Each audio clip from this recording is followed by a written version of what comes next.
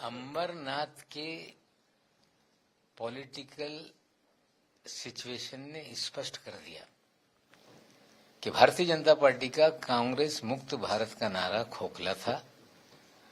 BJP और कांग्रेस ने मिलकर वहां पर सत्ता बनाई है और कांग्रेस भी सेकुलरिज्म का दम भरने वाली पार्टी अपने आप पे कैसी थी, हम पे सवाल उठाने का काम करती थी।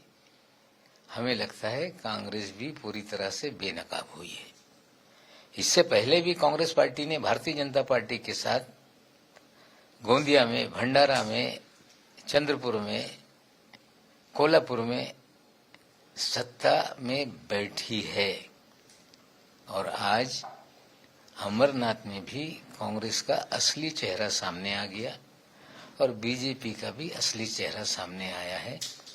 हमें लगता है कि सिर्फ अपने फायदे के लिए लोग अलग अलग बातें करते हैं और सत्ता की जहां बात आएगी तो एक हो जाते हैं, ये स्पष्ट रूप से दिखने लगा है।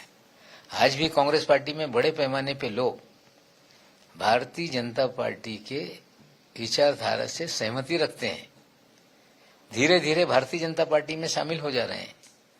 कांग्रेस पार्टी जिस तरह से पानी रे पानी तेरा रंग कैसा, जिसमें मिला दो उस रंग जैसा, इस नीति पे चल रही है और उसी के कारण कांग्रेस का धीरे धीरे पतन हो रहा है। सर, भाजपा के मंत्री हो या फिर देवेंद्र फडणवीस खुद क्यों ना हो, डायरेक्टली इनडायरेक्टली अजीत पवार पे निशाना साधते आए हैं कि हमें मजबूर ना करें पुराने पेज खोलने के लिए। देखिए, धमकी देने से राजनीति नहीं होती है, झूठे पन्ने गढ़ देने से पुराने पन्नों से कोई असर नहीं पड़ता।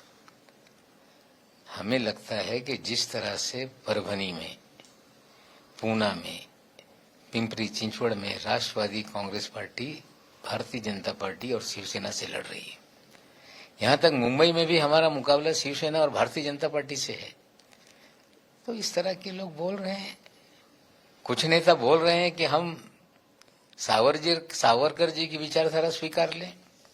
भारतीय जनता पार्टी की विचारधारा हेडगेवार, गोलवलकर जी और सावरकर जी की विचारधारा की पार्टी है, लेकिन हमारी पार्टी शिव साहू फुले अम्बेडकर की विचारधारा की पार्टी है।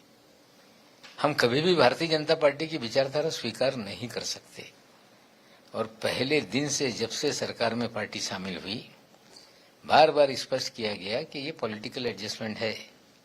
हम वैचारिक रूप से अलग दल हैं, ना हम कभी बीजेपी की विचारधारा स्वीकारेंगे।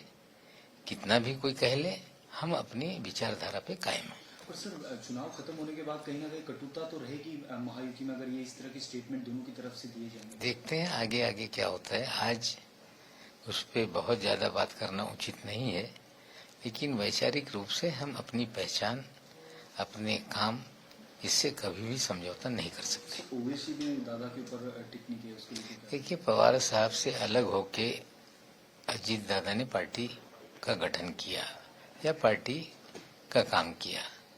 कटुता थी, लेकिन धीरे धीरे कटुता खत्म हो रही है। कई जगह पे दोनों राष्ट्रवादी कांग्रेस पार्टी मिल के चुनाव लड़ रही है, पिंपरी चिंचवड़, पुणे, परभनी, सांगली, और सभी कार्यकर्ता चाहते हैं कि दोनों दल एक हो। नेताओं की इच्छा है, कार्यकर्ताओं की इच्छा है, लेकिन अंतिम निर्णय पवार साहब और दादा को लेना है। हमारा घर तो हम ठीक करेंगे, लोगों को अपना घर देखना चाहिए, दूसरे के घरों में झांकने की जरूरत नहीं है। बीजेपी का कैंपेन सॉन्ग रिजेक्ट कर दिया गया है। भारतीय जनता पार्टी का कैंपेन सॉन्ग रिजेक्ट किया गया है, कुछ आपत्ति चुनाव आयोग ने दर्शाई है। मॉडल कोड ऑफ कंडक्ट में आप धार्मिक भावनाओं को भड़काकर चुनाव नहीं लड़ सकते।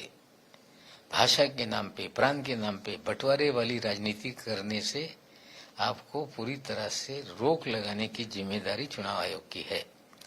अगर चुनाव आयोग मॉडल कोड ऑफ कंडक्ट का पालन करता है तो हम उसका स्वागत करते हैं।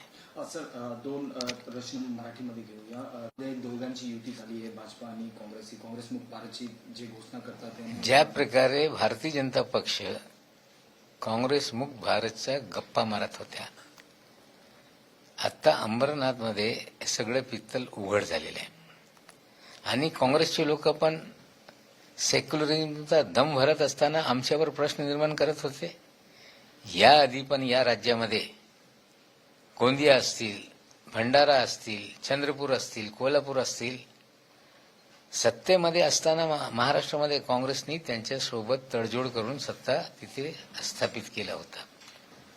अमरनाथमध्ये ज्या प्रकारे भाजप आणि काँग्रेसच्या युती करून त्यांनी नगराध्यक्ष, उपनगराध्यक्ष हे सगळं स्वतःच्या हातात घेतलेलं आहे.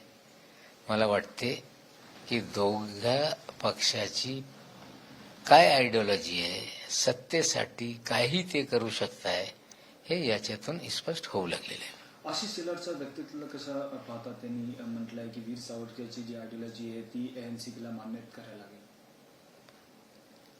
भारतीय जनता पक्षाची विचारधारा हे हेडगेवार, गोलवरकर, सावरकर यांची विचारधारा आहे आणि आमच्या विचारधारा हे शिव, शाहू, फुले, आंबेडकर यांची विचारधारा आहे. पहिल्या दिवसापासून सत्तेमध्ये सामील होत असताना ही गोष्ट स्पष्ट करण्यात आलेली आहे की आम्ही भाजपची विचारधारा कधीही स्वीकारू शकत नाही. ही पॉलिटिकल ऍडजस्टमेंट आहे आणि आम्ही आमच्या विचारधारेवर ठामपणे उभा आहोत. आमची विचारधारा आम्ही सोडू शकत नाही. त्यांनी त्यांची विचारधारा याचं पालन करावा. आम्ही आमची विचारधारा घेऊन राजकारण करतो. कोणी आम्हाला त्यांची विचारधारा स्वीकारावा असा दबाव आमच्यावर निर्माण करू शकत नाही.